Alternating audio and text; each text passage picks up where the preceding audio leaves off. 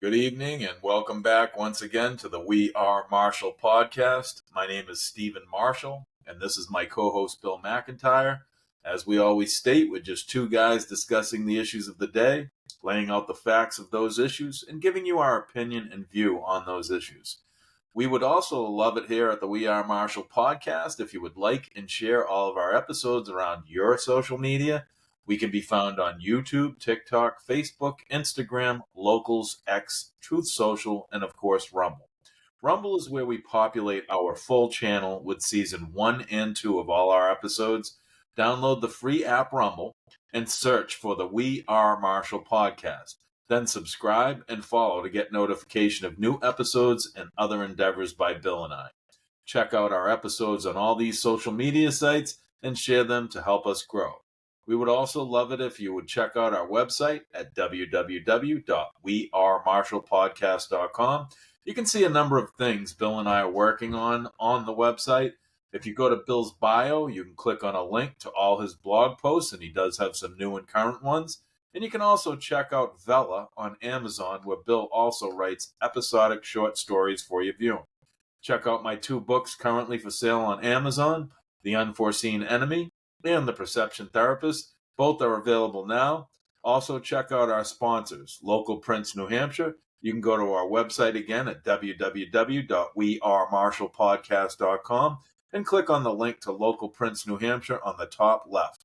They're a full-scale screen printing company in Hampstead, New Hampshire, and they are available for domestic and international printing. Go support them as they always support us. Also, check out our large sponsor, MateConnector.com, a large dating website just like all the other big dating websites out there, with all the features that the big players have in the dating sphere, but Mate Connector is much more inexpensive than any of the other players in the dating market.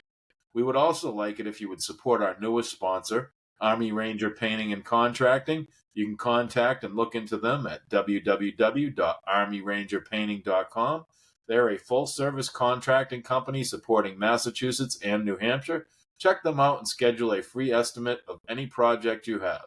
If you have any questions or issues, or you'd just like to speak to Bill and I, you can reach us both at the following emails. Bill can be reached at bill@wearemarshallpodcast.com, and I can be reached at steve@wearemarshallpodcast.com. We have a lot to cover today. We are trying to ramp this up and do more podcasts a week. So here we are again, bringing you some more information. And Bill and I having a nice dialogue about some of this stuff. So let us jump right into the issues of the day. And the first one I want to talk about here, Bill, is that Columbia student that was mocked for a viral video telling reporters that occupiers might die without food delivery.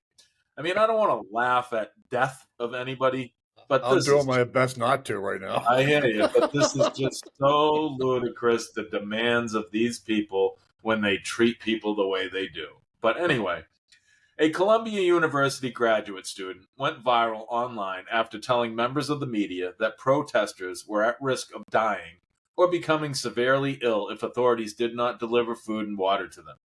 First of all, we're saying that they are obligated to provide food to students who pay for a meal plan here, the student told reporters when asked about Columbia's role providing food access for students occupying the campus building, Hamilton Hall. Yeah, they do have food. Go to the cafeteria. Get out of the Hamilton Hall that you're holding hostage. The student is reported to be Johanna King, Slutsky, an instructor and PhD candidate at Columbia, according to National Review. I guess it's ultimately a question of what kind of community and obligation Columbia feels it has to its students, King Slutsky said. Do you want students to die of dehydration and starvation, or get severely ill even if they disagree with you? She continued. If the answer is no, then you should allow basic. I mean, it's crazy to say since we're on an Ivy League campus. You couldn't have said that line even better. It is crazy to say. Yep. But this is like basic humanitarian aid we're asking for. Like, could people please have a glass of water? Sure, go to the cafeteria and get a glass of water. Columbia students who took over a campus building are demanding food and water as part of their basic human rights, Outkick founder Clay Travis wrote. Really? These are not the remarks, let alone the arguments, of a serious person, Yale professor Nicholas Christakis wrote. This is the way someone who has never been challenged to defend her views with facts and reason speaks. This is someone who thinks she is winning the battle of ideas simply by articulating her desires. Someone her university has not taught. Every good revolutionary knows you have to pack snacks, liberal commentator Joanne Carducci wrote on X, that this ends with, but the Grubhub might be the greatest commentary on the times we live in, Carducci added. Her entire bio on Columbia's website is about viewing everything through a lens of Marxism. Conservative commentator and show host Liz Wheeler wrote, she's a literal communist whining for someone to bring her lunchbox. One reporter asked the student to explain her demands for food and water. It seems like you are saying, we want to be revolutionaries. We want to take over this building. Now, would you please bring us some food? The reporter said. No one's asking them to bring anything, she responded. We're asking them to not stop us from bringing basic humanitarian aid. Hamilton Hall on Columbia's campus was cleared of protesters by the New York Police Department on Tuesday night around 11 p.m. Eastern Time, nearly 24 hours after it was occupied. Now, this is almost like, Bill, here we are, we live here, and someone comes in and occupies our house, and they hold our house hostage and like, hey, can you bring us some of that food that you got down in that kitchen? How about kiss my you know what ass? It's ridiculous. I'm not a big fan of Mayor Adams of New York, but he is saying something right now that I think you Democrats out there better grasp onto and follow your Democrat governor of New York. He basically said that around the world, not just in America, but it's happening here too, the youth of the globe are being radicalized. They are being ideologically changed to go after certain things in a nefarious way and to disrupt governments and countries. Okay? If this doesn't show that someone bigger is behind this, and I can't definitively approach and point to the likes of a George Soros or someone, but come on. This is what George Soros does. This is what these type of people do. And if we get this chaos and more division, and Saul Lewinsky talks about many things like this that are transpiring, and then you have a Russian agent that defected over here that speaks of these things that are happening in our country to ruin America because they can't defeat us from without, so they're coming in and trying to destroy us from within. Our youth is what our future is. And if this is what our future looks like, I am petrified for my child and for Bill's children. What say you, Bill? What a subject this is. All right, Steve, there's no question about whether we're in agreement here, okay? This is, you covered it well, and I don't have a lot to add to the content of the story. Just got to give you some thoughts here based upon your commentary, which is pretty good. Where do I start? Okay, let's just start with where you left off. Saul Alinsky. I'm glad you mentioned that because this is part of the playbook, okay? And people, when I mention the playbook, what I'm mentioning is that Alinsky actually wrote a book about the ways to create the rules for the modern radical, basically what it was, okay? And it was control the healthcare, which Hillary Clinton latched right onto as a disciple of Saul Alinsky. And it was also about anti-intellectualism, okay? Make people feel comfortable, feed them disinformation, or make them feel so safe that they don't feel the need to learn anything. At which times you have an anti-intellectual atmosphere in this country where people don't research things. They take sound bites, they regurgitate, they don't critically think, they don't research, they don't learn anything. So that's what we're up against that. TikTok is a part of radicalization. TikTok is a misinformation outlet. That's a part of radicalization. Because it's not telling people to love America, it's telling people all the reasons why they should hate America. And it's raising a generation that's so comfortable and so optimistic about the future. Not everybody. We talked yesterday that, views about security issues aren't what they were. But the fact is that a lot of people have no belief that their life's never going to get challenged, and they believe that the Constitution and the Declaration of Independence guarantee them happiness. They don't recognize the distinction between the pursuit of and the actual state of happiness. It's a mentality in which they're simply ill prepared for the world, You look at the sit-ins of the 70s when they did occupy academic buildings, okay? They were willing to go to jail for it. They weren't letting anybody in, they weren't letting anybody out, okay? But they were also, a hunger strike then meant dehydration, no sanitation facilities, no AC, no heat if necessary, no food, and no sleep or anything like that. And today's idea of a sit-in is who's got a Grubhub or DoorDash account.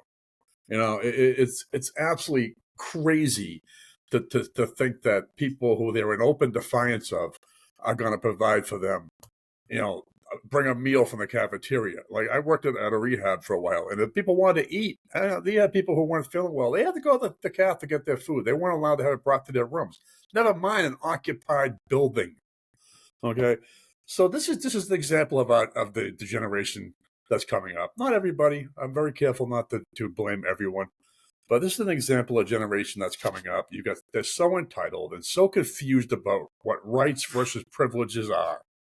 Okay, so this is really it's a comical story, and it's not supposed to be. That's the bad part of this story, Steve. But like, this is what we're looking at now, and it's not going to get better. If this is what people think is a protest, where people give you free tents and encourage you to break the law, and then tell you that there'll be no consequence of any kind, I say we're in pretty deep trouble.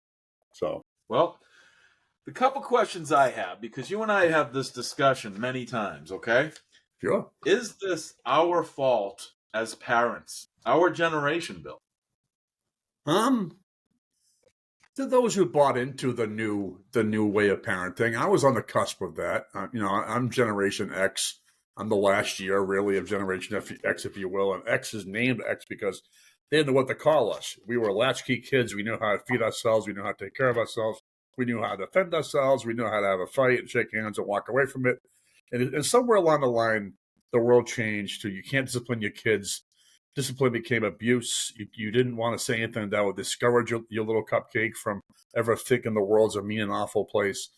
And I personally did not fall into this because I raised my kids, if nothing else, I taught them what consequence is all about, even through my own example, unfortunately, okay? I think there's a lack of consequence and preparation for the real world, Steve, is where I focus my disdain, if you will. And I know I didn't do it. I don't think you do it. I definitely know. I know you don't do it. So, well, that answer your question? Yeah, I mean, it does very clearly and succinctly. But the bottom line is, are the parents of our generation complicit? I agree. I think that we are. I don't think it's all of us. But I got to say, Bill, even though we're probably, a little tougher as parents, we believe in discipline and routine and all these things. We believe in strength. But we also believed in protecting our children. Sure. Keeping them from having to deal with the strife that we do. And I think the number one lesson that we really have to learn as parents is that, honestly, we need to let our kids fail. We need to let our children get hurt. We need to let them get bruises and bumps and move on in life and learn these things. Sure. Us trying to protect them constantly is a bad thing, and this is what's happening today. Okay? Now, I believe that this is more of an outside influence. There are inside influence because you can go to Michigan and see a number of people that would support this in droves. Right. But I think that we are being influenced from the outside. I'm going to throw it out there again. I am never going to say that China and Russia are not complicit in this. And I was going to bring up an article the other day because I brought to you many times the four-headed snake, or the hydra, whatever you want to call it, of Iran, Russia, China, and North Korea. Sure. Now someone's writing what you and I have been talking about on this podcast for 2 years. I actually just saw the article of them putting it together, and they believe that the silent war is what's happening with us right now, with these people being complicit. How about that? Huh? That sounds familiar. Yeah, it does. And I think it's real. But I'm going to get into this a little bit more.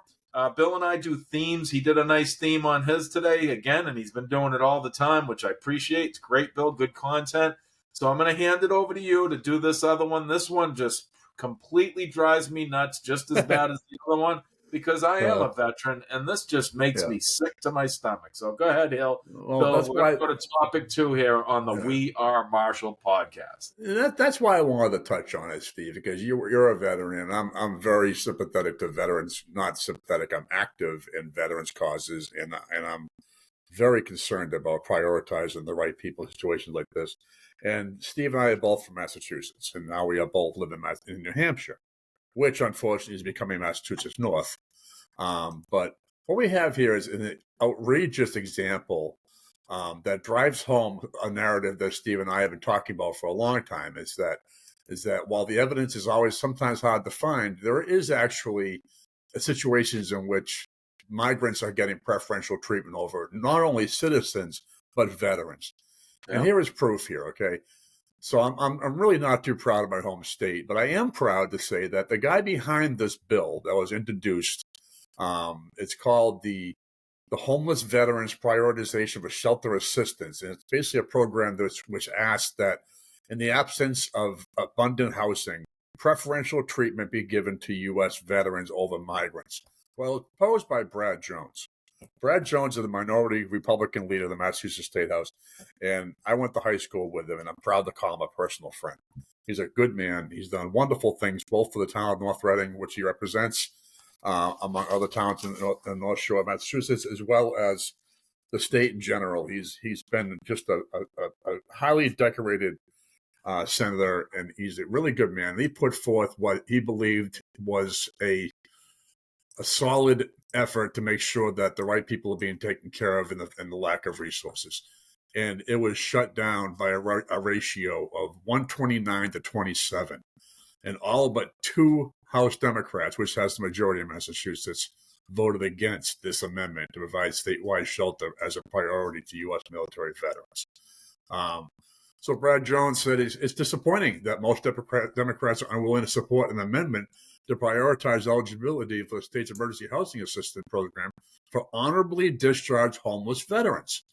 He said the vote occurred one day after a supplemental budget was sent to Maura Healey, the Democratic governor, who in October said that her state lacks the space, services, and funding to safely expand beyond providing shelter for 7,500 families, of which that number was met by Halloween of 23, amid the migrant surge. Massachusetts is a sanctuary state. Boston is a sanctuary city. And Greg Abbott took no time to start shipping people in Massachusetts. And frankly, as well run as Massachusetts can be, and how much I love it as a state, because I grew up there, it's been a tragic insult to the voters of that state where the resources have been handled. Democratic State Rep Gerard Cassidy, co-chair of the Joint Committee on Veterans and Federal Affairs, reportedly said that a veterans-related bill is being prepared for May and will address programs and benefits extension that cover things like housing. So this is not a completely hopeless story, and I'm not tearing completely against the Democrats in Massachusetts. But the fact is that the optics are not good. And then when you look past the optics, the nuts and bolts of it is that whether another bill is coming up or not, people who are represented, representatives need to understand their constituents probably not too proud to hear that they voted against taking care of veterans. I mean, who doesn't have a veteran in their circle? I have one right, on this same screen. So I'm sympathetic to the causes, and this is pretty outrageous. It's not a good look. So he also accused the bill of being a political ploy and directed that at Brad Jones in particular. And Jones dismissed it. He said he's very, very even-keeled. He says instead that it's a recognition of the debt that we all owe to our nation's veterans and consistent with the many other veterans' preferences that exist in our current laws. So we took the high road with this one. He said no individual has served their country with valor and dedication should ever be forced to sleep on the street with their family. I challenge anyone to disagree with that statement. Please, I want to hear someone email me or email us or make a comment that they disagree with that statement. No individual has ever served their country with valor and dedication should ever be forced to sleep on the street with their family. And at a time when our emergency shelter system is being stretched beyond capacity with a growing wait list of services, we need to set clear priorities to better manage the demand and eliminate the wait list. So where it stands right now is that the bill is essentially dead on arrival. We will be waiting for the Cassidy bill that's coming out sooner. And there will be a lot of eyeballs on this because Newsweek picked up this story. So now it's a national story. And there's going to be a lot of eyeballs to see what if the state does indeed come up with an actual mandate for assistance that will address this issue, because it's an important one to me. I've told many people it exists, and they've said, "Oh, Bill, you're such a right-winger and you're so full of it." Doesn't happen. It happens, and there's the evidence right there, because all but 2 Democrats agreed that it wasn't a priority. So I'm going to leave that right there, Steve. There's more to the story, but you get the idea. I'm sure you have something to say about this. I mean, my editorial statement has already been made. I interjected throughout the story. I think it's shameful. I think it's misguided. I think it's a bad look. I think people should start looking at the voting records of the representatives and start saying, you are not representing me and what I want in this country. So, and they're not. And it's ironic that, of course, Republican Texas Governor Greg Abbott had to speak out on this for Massachusetts, which is ludicrous, whose state has been at the forefront of the illegal immigration battle, chimed in to the Massachusetts Democrats' votes. And he said, this is insanity. He wrote on X, Twitter. It must end. Illegal immigrants should not be prioritized over our veterans who served our country.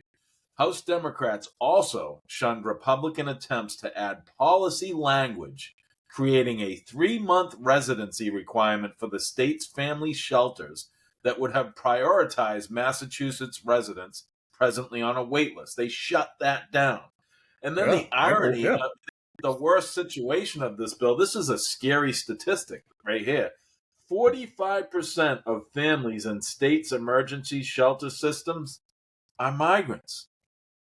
45%. That's to the tune of $10+ million a month each state about. Yeah. That's 50 states times 10. Are you kidding me? How is this tenable? It's just not possible. And why are we taking these people in that don't contribute anything? Let's do it for the people that do contribute, that live here, did pay taxes, serve this country to protect us all. It is ridiculous. I don't even know what to say anymore with what the Democrats are doing on so many levels. I was torn between doing this and getting you fired up and then not doing it, but I think it's more respectful to do this story because it affects people like you, and I have such respect for what you were willing to give for your country. And it comes down to that. People have a problem with this statement, Steve. You just said it. I feel it's worth repeating. People have a problem with people like me saying, they don't deserve it. What have they done? What have you put in? What do you contribute to deserve this benefit? And how do you compare it to a veteran who essentially, I know it's cliche, but you signed a contract or you signed a check that includes the possibility of your own death. Yeah. And then you're looking at people who they jumped the border illegally. They broke the country's laws. And even though the government doesn't seem to care about that, there are still some residents who do. They're in this country illegally, and they're taking precedent over people who did the ultimate sacrifice that anybody can ever be asked to make. It's so wrong on countless levels. I'm outraged by it, and I had to talk about it. Well, this is the thing. The Democrat Party continues to shoot itself in the foot because people wake up. If you have any inkling of compassion in your body, that you had the veterans that are out there that supply you with the freedom that you have to do whatever you want and speak however you want, to give Bill and I the opportunity, even though I'm a veteran, I still will defend them, but they give me and you an opportunity to be able to do what we're doing right now. People need to understand this, and you need to support these people. They are, to me, the most important. And I'm not just saying it because I'm a veteran. I'm saying it because I know what's involved. And what they do, like you said eloquently, what they sacrifice to their families. They go away to wars and miss their families, their kids growing up. Some of them die. Some of them come back maimed. Come on, people. Let's wake up. The Democrat Party at this point, Bill, and I am not a Republican. I got to say it again. Bill is not a Republican. We are in the middle. We are independents. There are things on both sides that we do like and think is good. But at this point, Bill, I'm starting to look at the Democratic Party like they have nothing to offer me. I'm sick of the isms, sick of what's going on. They've got nothing to run on anymore other than trying to divide this country. They are nothing more than communist China attacking our country right now. Yeah. That's what I'm calling the Democratic Party. and Ed Markey and Granny Warren and Seth Moulton, and these guys are going to continue to get reelected. And Seth Moulton's a Marine veteran, for Christ's sake, and he voted against this. Are you kidding me? Yeah. You know, it's like, but the thing is, the If voters don't know or don't care. Which one is it? they don't pay attention. The thing is, I'm uploading this evening my election education. I did a half-hour episode on educating the populace on the election and things because I'm sick of people only focused on headlines and not looking into the minutia of an article or issue. So you should really listen to that. I don't know if you got a chance. I know you did some. I'm almost through it. But you should. I thought it came out good, and I plan on doing a second one, and I'd love to have you involved on something like that. So check it out so that you and I can look at it and maybe build something on it. We got a big election coming in November, and I'm going to say it right now, people, and I usually don't, but Donald Trump is getting my vote. Any more to say on this? Only that this election matters more than any election in my lifetime, as far as I'm concerned. Okay, and you have your right to your opinion, and I'm sure you don't want to put yours out there yet, but when you're ready, let's do it. Oh, no, I'm going to vote for him. Absolutely. Yeah. I don't love the man. I barely like the guy, but as you said best, Steve, I'm voting for an outcome. I cannot tolerate the possibility of 4 more years of this. I can't. Exactly. Bill and I now, the reality is we don't vote for a person or a party. We vote for who's going to be in place to have the outcomes that we would like. And that's how most of you should look at voting. Some guy talking and sounding good in a speech, he ain't going to change your life and help you. He's a bullshit artist. Oh, I want to have a beer with that guy. Exactly. Ugh. But good stuff, Bill. I know you got more to add to it. Yep. And now I'm going to jump right in on the We Are Marshall podcast to my second segment that's going to be on these riots. And this one is going right at our illustrious senile leader. As anti-Israel agitators take over college campuses, social media, which is usually on the Biden side, asks hashtag where is Biden unfit to lead. President Biden is being called out for his conspicuous absence as anti-Israel agitators grow increasingly confrontational on campuses across America.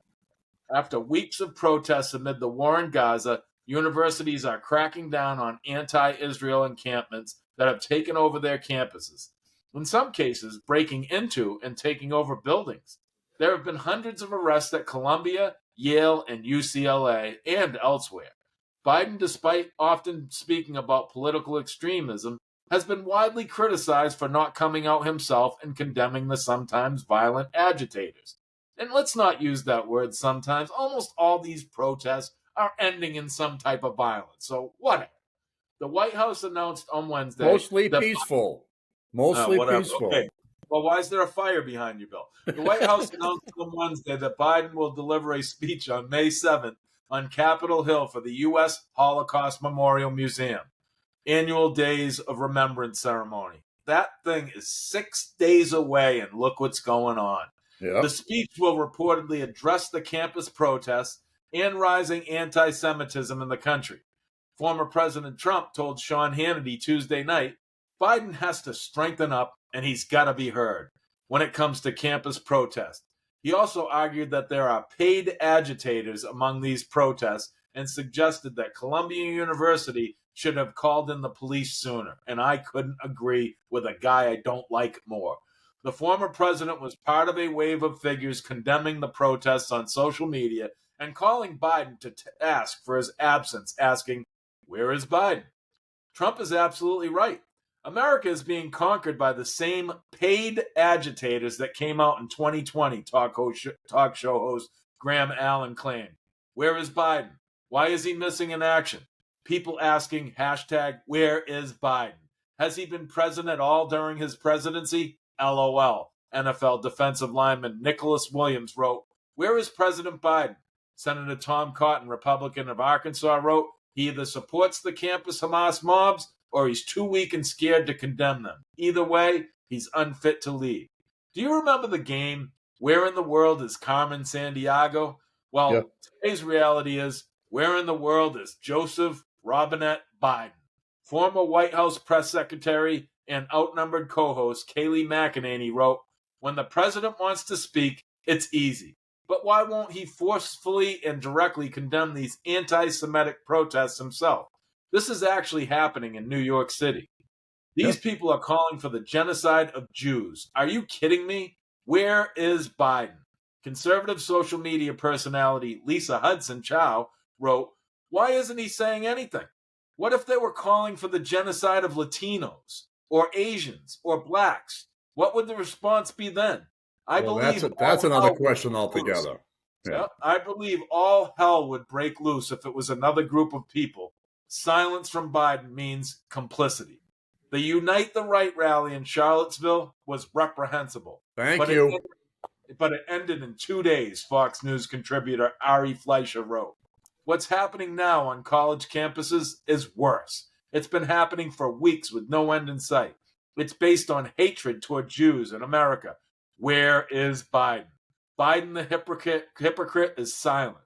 After condemning Trump for Charlottesville and saying that that was his motivation for running for president in 2020, Biden had what some called his own very fine people on both sides moment when Oh, asked yeah. about the college protests on April 22nd. I condemn the anti Semitic protests. That's why I've set up a program to deal with that. I also condemn those who don't understand what's going on with the Palestinians, he said. One anonymous account using the hashtag #WhereIsBiden shared a comical fake image of Biden eating ice cream as a dumpster fire floated by and a flood behind them. Now this is exactly what you and I have been talking about this guy forever. He Yeah. he rails against, similar scenarios that try to help him with his Democratic cohorts. But then here he has something that is the same thing, but it's actually his Democratic cohorts doing it, and he won't condemn them. And Yeah. then he tries to say he is condemning them, but then condemns the other side on top of it. This guy is lunatic. He is crazy. I don't know what to say about this president anymore. He unfit for office is like the most mild statement I've ever heard. This guy shouldn't be running a merry-go-round outside Market Basket in New Hampshire. What do you have to say? Hi, I'm Joe Biden. I'm shuffling for president. Um, Hmm. it's pathetic. All right, geez, where do I start, Steve? Okay. 1,000% agree. But I'm just going to take a look at this, and if it requires me to cut the guy some slack in the course of my argument, I will. But I'm not setting out to do that as a matter of policy here.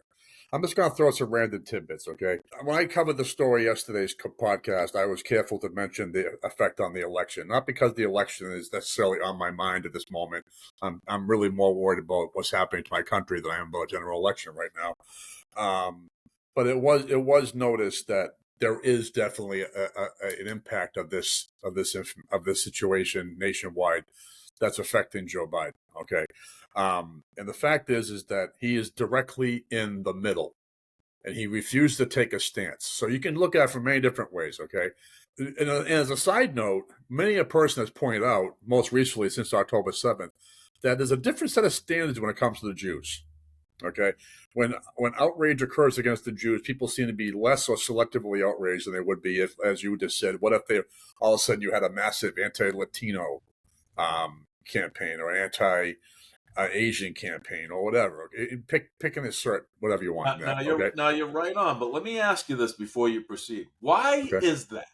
Why would you say that is? Because the Jews have been scapegoated for thousands of years, and people are just used to it, and people, I don't know. I think a lot of people refuse to give legitimacy to the Jewish people. They just act like they tolerate as opposed to support, and it's shameful because they're people, they're human beings, you know. I want you to keep going, but I'm going to say one statement. Ben Shapiro, I listen to him a lot. He has a Sure, podcast. He's a very intelligent guy. He is a Jewish yes, he is. podcast person, okay? Yeah. And he basically says that disproportionately Jews in the world are way more successful than any other ethnic group. Is that why? Is there angst against Well, them because they that are that so was successful? that was Hitler's rationale against them. Hitler had formulated his entire reason he chose them was he felt that the Jews were not going to fall in line with the German policy. They're always going to be an individual community that held its traditions, to for lack of a better word, religiously. They held their traditions. They refused to conform to societal norms and all that. What the Jews did it as a way of being traditional, and the Germans took that as a threat. They saw that they weren't going to fall in line, so they scapegoated them. Among the other hundreds of reasons through history people have given for persecution of Jews. They made him a scapegoat and basically said that they're outsiders living within, and that they should be driven out. That was his rationale for most of what he did in the initial days of the pogrom, if you will, against the Jewish people. Is that a fair answer to your question? Yeah, but it's just disgusting that someone is successful, so you're gonna ruin them, or they even kill. They want to kill them. Yeah, well, jealousy is one of our most base and unflattering personality traits that people have, Steve. And it's horrible how people have acted in this way. And it very well could be that. But the fact that, for the sake of this conversation, the selective outrage kills me. It's like, oh, well, the whole world didn't seem to be alarmed as much as it should have been, given the atrocities that committed on October 7th. I mean, babies put in ovens? I mean, what? But people are like, oh, well, it's Israel. And that's shameful in and of itself. Agree? I mean, I can't even wrap my head around the thought process of wanting to eradicate any ethnic group. No, I mean, I'm all against. The bottom line is, I'm looking at things and I'm calling the Democrats names today, and I hate the fact that I am. But I'm looking at them as the Nazi Party, Bill. Yeah. They're full of Nazis. We just saw a bunch of Nazis vote, in my opinion, in mass against our military. Yep. The people that fought for us. Okay? It's just an outrage. I think the Jews went through enough. I think any group that was possibility where they tried to ethnic cleanse them, that's it, man. Leave the group alone. Let them flourish and try to grow. And the statement that I put out that, yeah, what if this was Asians, blacks, or anybody, Latinos, any other group? Yeah, insert group here, yeah. Why would there be so much outrage for those groups, but not the Jews? I don't understand it. And it's very hard. I have this thing. It's hard for people that don't understand something because they don't think like that. So that's why I don't understand it. I could never think like that. I don't care what you do in this world. If you're a good human and you don't hurt anybody else and you're trying to progress your life and you take care of your family, then you should be able to live and have a prosperous, healthy life. No one should be trying to ethnically cleanse you. No one should be trying to steal things from you. And no one should be trying to do anything nefarious to you. You are not bothering them. Amen. Yep. Amen. So that's all I got on that, Bill. If you got some, I didn't get the. I'll just get a couple of things out. We got off a little track there. Yeah. Yep. I just wanted to throw that number out there because it is a little shocking that is part of the equation. But Biden is in the middle here because he has to support U.S. policy because he has Jewish supporters, as well as the fact that he's responsible for the Jewish population of this country. Okay, so he has to support the Jewish people, and he has to also adhere to the fact that we have a standing long-term Israel policy in which we are assisting Israel as a matter of policy. So he's not going to win. He's going to go on campus, should he do that, and he's going to get chastised by one or the other. Either way, he's getting hammered. The other thing is that Biden has issued a statement, the White House issued a statement about why he hasn't gone out. It says that Biden does support the notion of protest, but only peaceful protests. And these protests are anything but. And then the other thing is that Biden, though he'll tell you he's walking a very delicate line, the White House is pushing hard right now for a ceasefire in the Middle East. So he is going against policy because most Americans don't want a ceasefire. Most Americans actually agree that Israel needs to stay the course and finish what they started. And it's a hard thing because, yes, 34,000 Palestinians have been killed.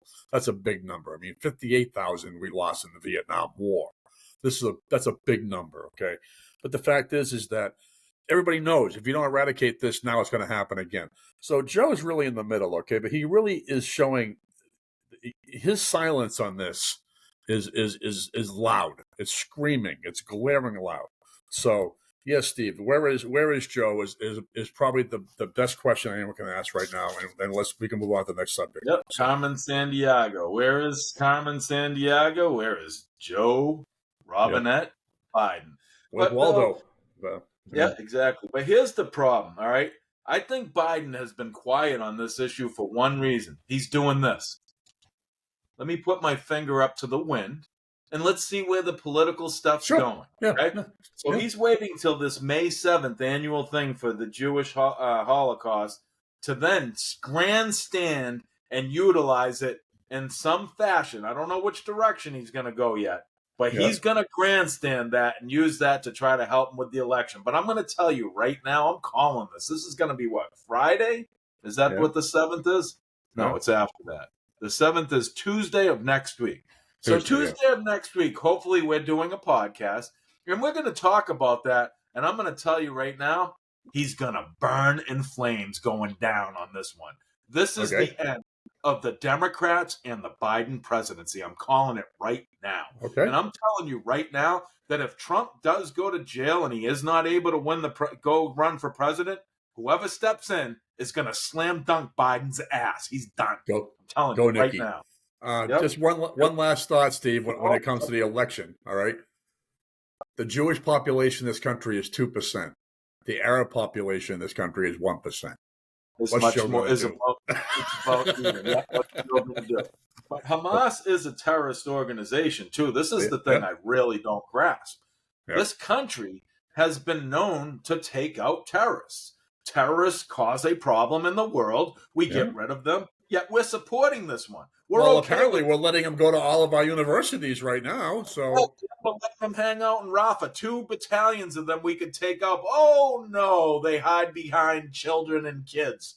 Well, that's not our fault. That's what they do. Just like I did that story on Sadiq the other day that I learned from Kash Patel's job when they went after Sadiq. The cowardly person. He's a terrorist. They caught him in his compound. He went down a tunnel, locked himself in a room with 2 of his children, and then blew himself up and killed them.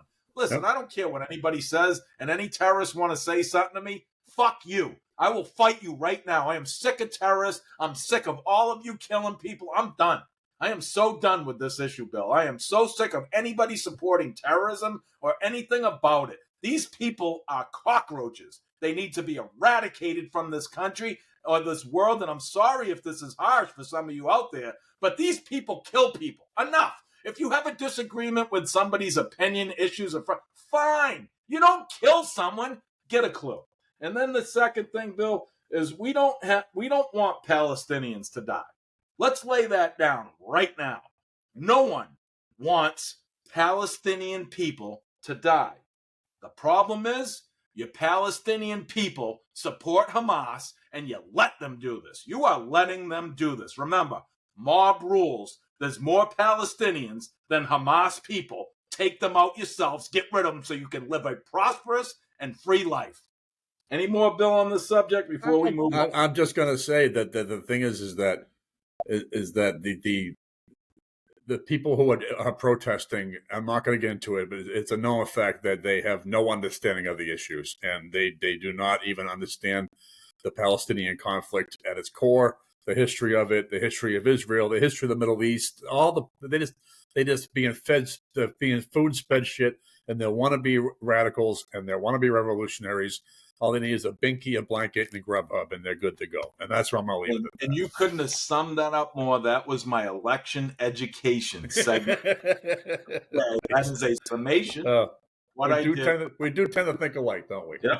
And when you listen to it, you're going to love this one because I dumbed everything down for the least sophisticated election consumer out there to try to understand what the hell's going on in the world. Well, I hope it was only 30 seconds longer. That's all you're going to get out of them for attention span. So.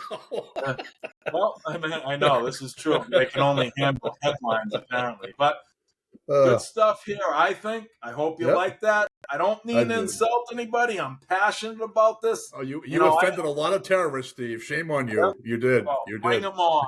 Bring terrorists. Come get me. I don't care. You're going to be in trouble there. Whatever.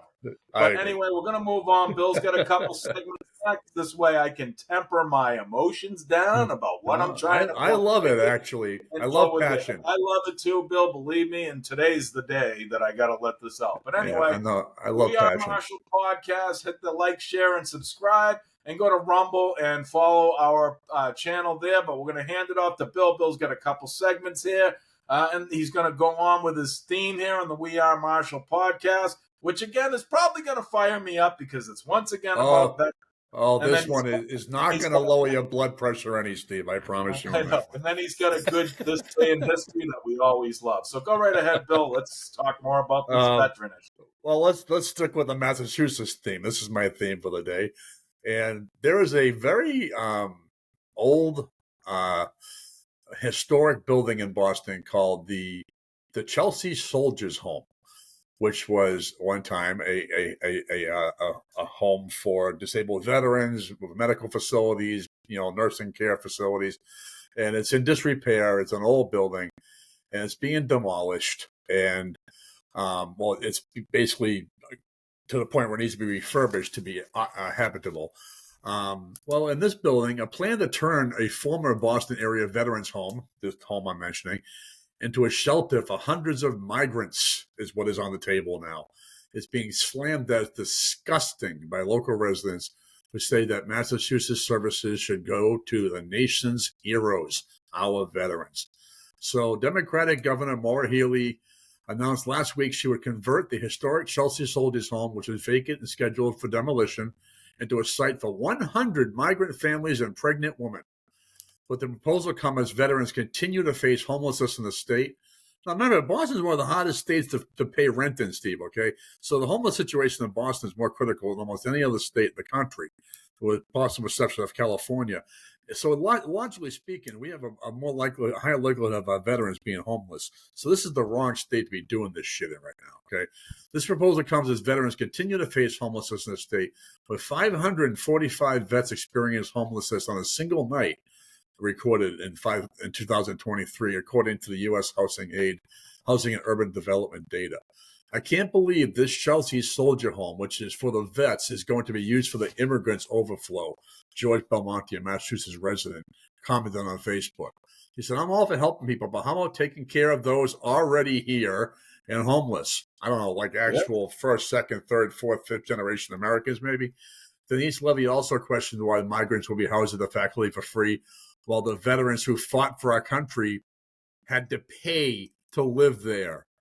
Single veterans who lived at the Chelsea Soldiers Home were required to pay $30 a day with a $300 personal exemption from personal income for nursing home care while it was in operation. And those who did not need nursing home and memory care forked over $10 a day with the same personal exemption. But they still paid, and a lot of these guys have incredibly limited budgets. But the building was shut down and the state opened a larger facility in December, as Fox News got a hold of this story also. Massachusetts officials now insist the new migrant housing will not affect services of veterans. I wish they said how, but they didn't. Massachusetts has proven that we can take care of veterans and families. I'm sorry. Was that not the most political statement you have ever heard? It's not going to affect veterans. It's tone deaf, Steve. It's just tone deaf. But that's what they do, though, Bill. They just threw that out there so that the Democrat cohorts would be like, "See, they said it. It won't affect veterans." So it's true. Yeah. So Healy's right. Healy says Massachusetts has proven that we can take care of veterans and families experiencing homelessness at the same time in our state. And that was the Secretary of Veteran Services, John Santiago, in this statement. State officials said they need to convert the now vacant building into a shelter to accommodate all the migrants who have entered the state in recent months. And we have said for months now that our system is at capacity. We will not have the space. Providers are funding to continue expanding, said the Emergency Assistant Director, Scott Rice. Pause 1 second. Sure. They sit there and say they don't have the space. Yep. We just read, Bill, that building was closed down and hasn't been used. Yep. Did we not? Right. So what do you mean you don't have the space? You just said you had a vacant full building. Yep. And they're going to use it for migrants over veterans, which is just... See what I'm saying? People read between the lines of these people. They talk out both sides of their mouth. Yeah. This is going to be very challenging, said Chelsea's city manager, Fidel Maltese, again. He says, I'm very hopeful that Chelsea is going to come through and do what we do best, which is in a time of need, we come together. That's just more bullshit.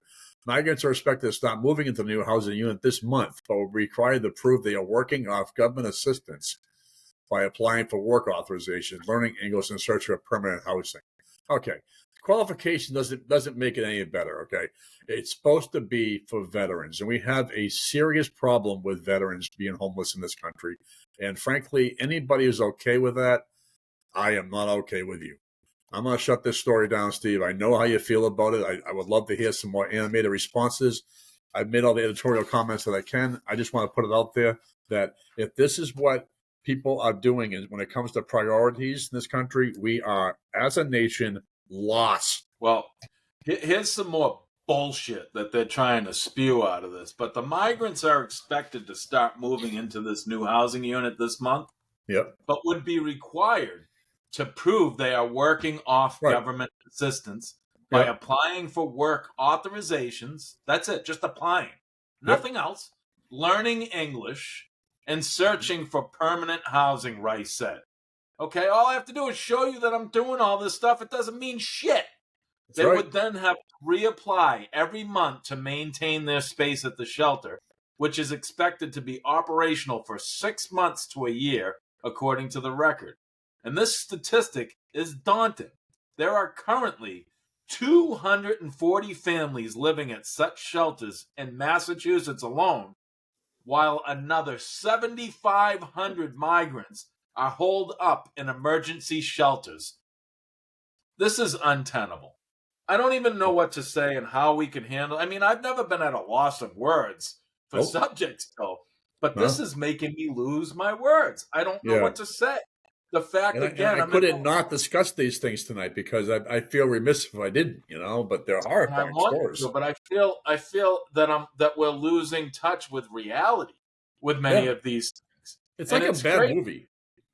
Oh, it's more than like a bad movie, but yeah, you can sum it up with that. But honestly, stuff can't be written like this. I mean, you can write a movie, but this is so reality. It's quirky, crazy, and I can't even believe it. But again, good stuff.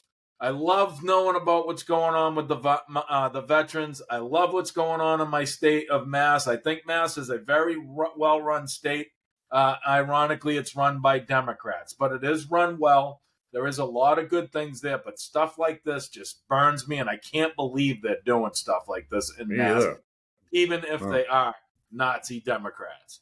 But anyway, the We Are Marshall podcast here. We're going to move on to an educational segment that's one of my favorites that Bill does every time for us, and that's the This Day in History, so we can learn something about what usually transpires around this time in this day on a timeline from the beginning of the U.S. or time to now. So tell us what's going on here, Bill. On this day in 1960, an American U-2 spy plane was shot down over the Soviet Union. This was a significant event for a lot of reasons, but one of them was that the United States never thought for a second that the U-2 spy plane could ever be shot down. We all know the band U2. Bono, being Mr. Political Activist, named this band after a controversial United States weapon to show how woke and politically savvy the Irish band was. Well, the U-2 plane was also the plane that first noticed that the missiles in Cuba that led to the Cuban Missile Crisis. Before that, we were using it for spying on our enemies abroad in Europe and Russia and Asia. So, in this day in 1960, an American U-2 spy plane is shot down while conducting espionage over the Soviet Union. The incident derailed the very important summit meeting between Dwight Eisenhower and Soviet leader Nikita Khrushchev that was scheduled for later that month. The CIA was actually the impetus behind the U-2 spy plane, and it was at the time it was an unheard of, sophisticated technological marvel.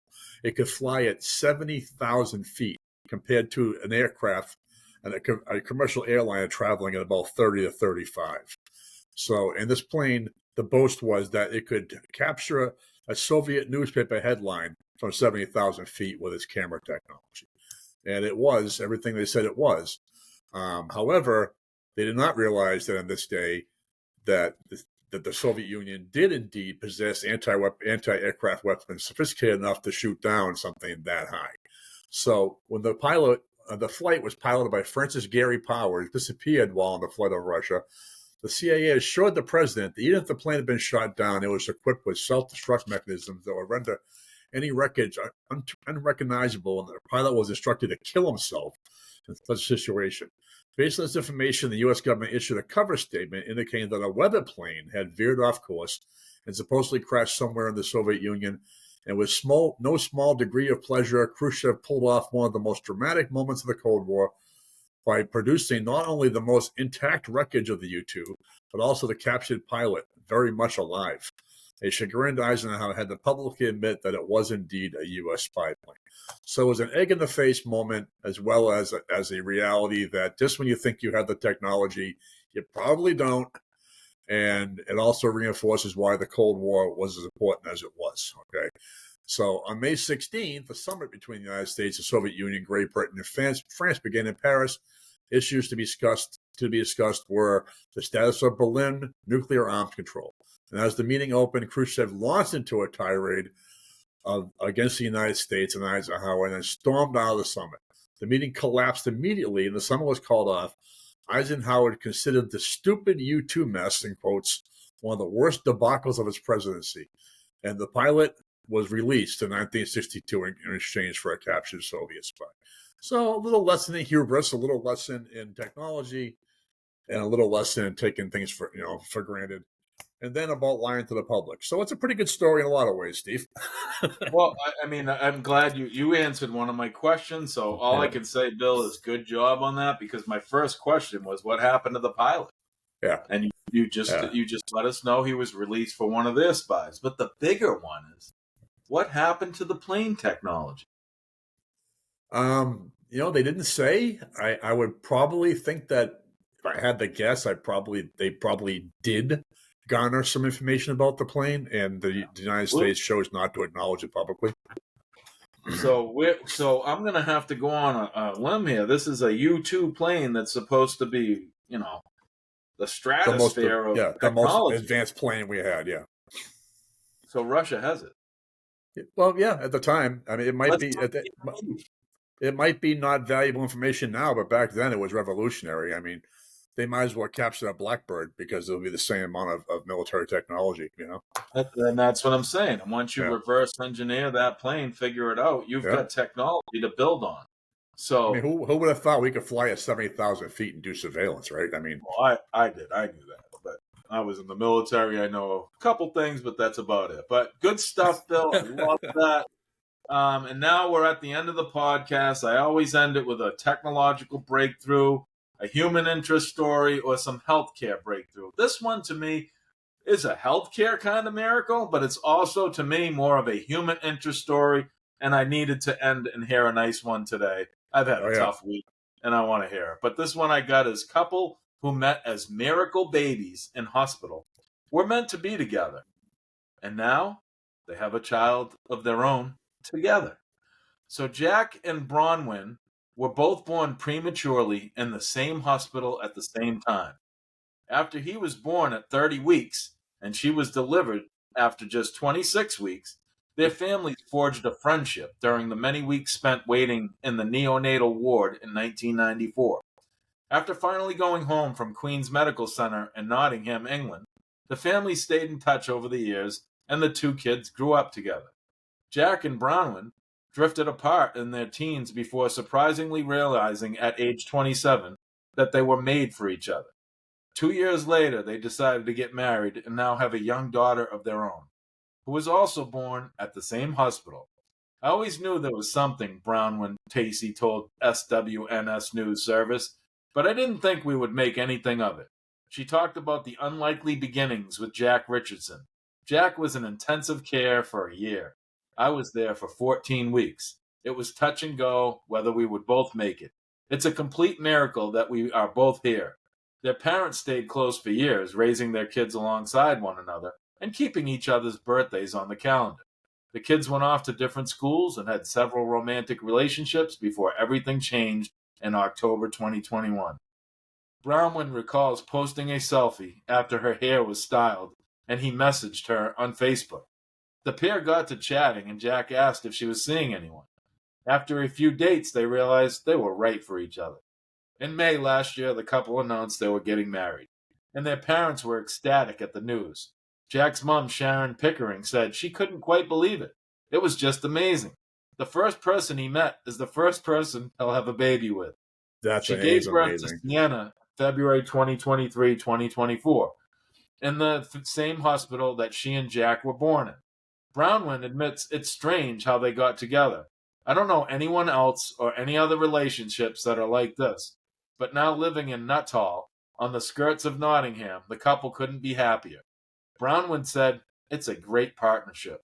We're like best friends as well as partners. It's the best of both worlds.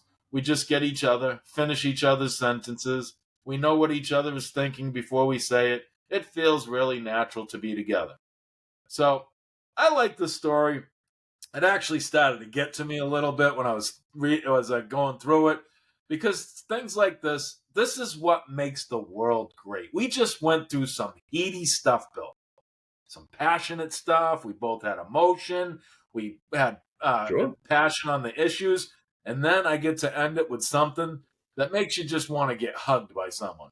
Almost That's how. restore your faith in humanity after all the stories in which it just pummel away at it. Yeah, And exactly. that's and that right there. Hey, no, that was good. That was exactly what these stories at the end of our podcast are for. And thank you Oh for yeah. saying that. And I Well, hope you listen I get a out there lot out of them. I and do. hear what Bill just said. Because, yeah, the world is tough, heady. There's a lot of things going on that are serious and bad, but there is still good out there, people. And we need to try to grab it, whether it's after we go through all this information and grab it at the end to make ourselves happier, or do that every day in life. Because guess what? We all get up, we all go to work, and guess what? We come home to our families, our kids, our significant others, our friends, and that's what makes life important and worth living, not all this other heady stuff we have. We're just trying to inform you, and we thank you for tuning in.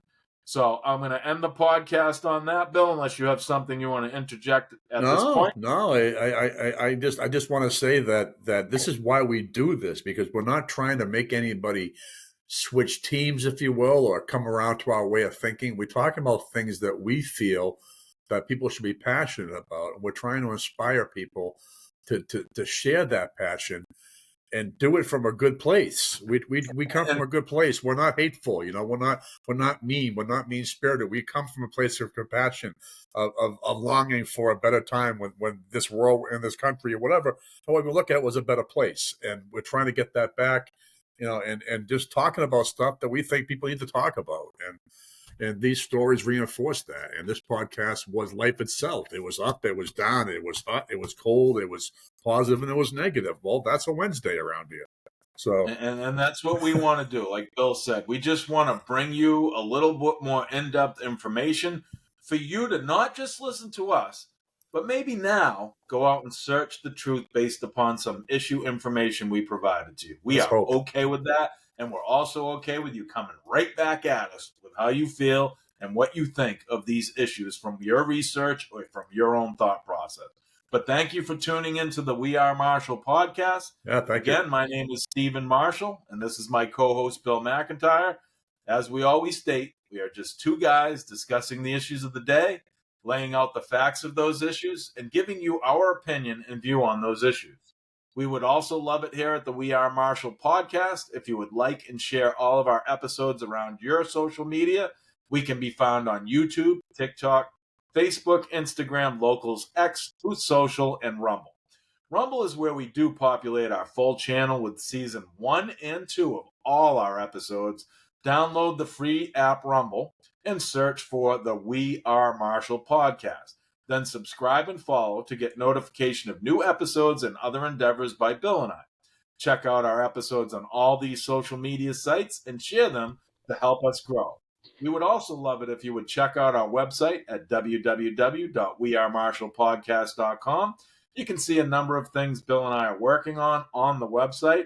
If you go to Bill's bio, you can click on a link to all his blog posts, and he's always posting new ones. And check out Vela on Amazon, where Bill also is writing episodic short stories for your viewing.